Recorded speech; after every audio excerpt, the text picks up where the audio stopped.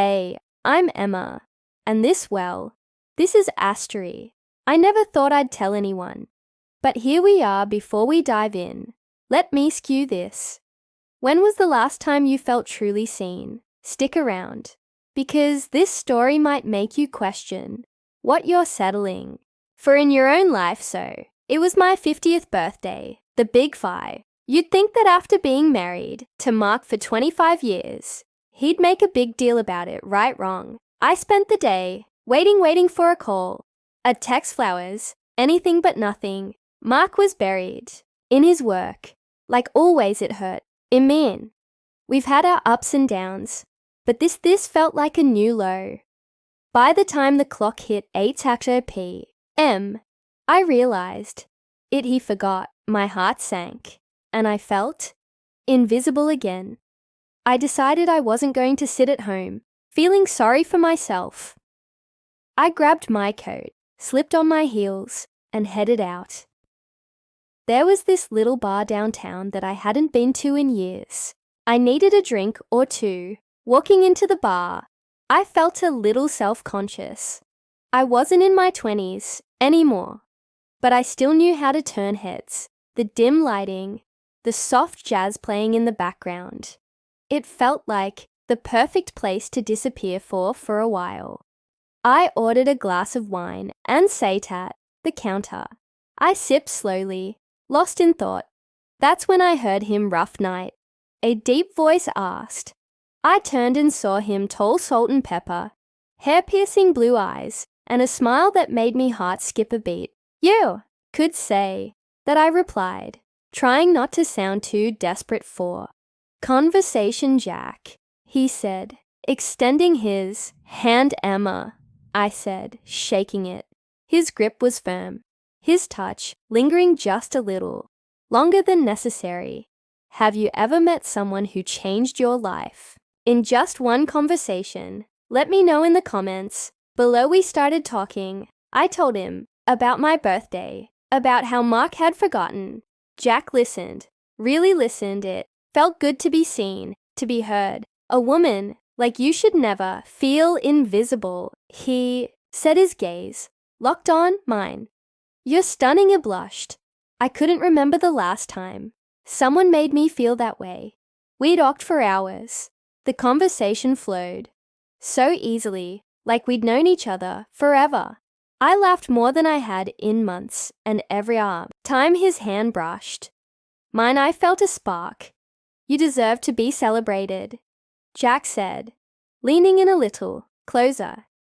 Let me give you the birthday you deserve. There was a pause. I knew what he was suggesting, and for the first time in a long time, I felt alive. I nodded. What would you do if a stranger offered you what your partner couldn't? Stay tuned.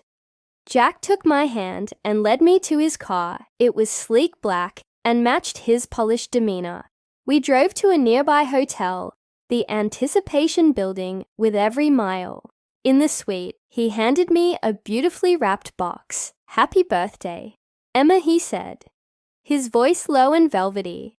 I opened it. Inside was a silk robe, deeper soft as a whisper. I ran my fingers over the fabric, me heart racing. Put it on, Jack whispered.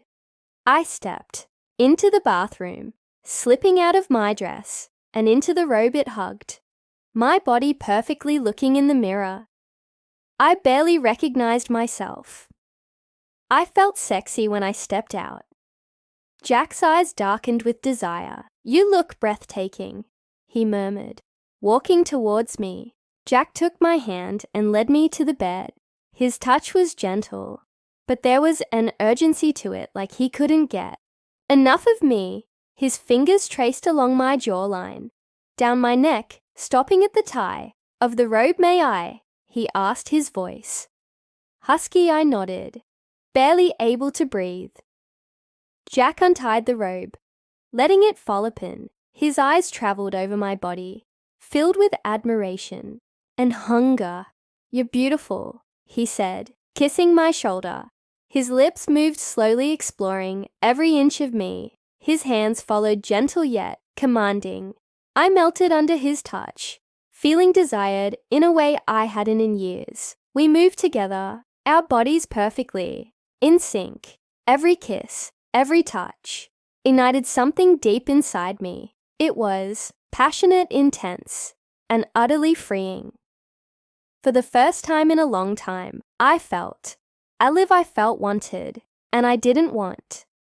The night to end. What does feeling truly desired mean to you? Latent talk in the comments. The morning light filtered through the curtains, casting a warm glow, and the room I stirred, feeling Jack's arm draped over my waist. "Good morning," he whispered, pressing a kiss to my temple. Ismailed good morning for the first time in years. I felt truly seen, appreciated, cherished. "Thank you for last night," I said, looking into his eyes. "It was the best birthday I've ever had." Jack cutted my face, his thumb brushing my cheek. "You deserve to feel that way every day." I didn't want to leave, but reality was waiting. Later that day, I returned home. Mark was still in his office, completely oblivious to what had happened. I stood in the doorway watching him, the man I'd loved for so long, who had become a stranger to home. "Mark," I said, my voice steady. He looked up, surprised to see me standing there. "Emma, what's up?" I took a deep breath. "We need to talk." As I spoke, I realized something. The night with Jack had awakened a part of me. I thought I'd lost a desire to live fully, to be seen, to be loved passionately, and I would never settle for less again. That night changed everything. It wasn't just about the passion or the romance. It was about rediscovering myself, realizing that I deserved more. Have you ever had a moment that made you completely rethink your life? Share your story below. Let's start a conversation.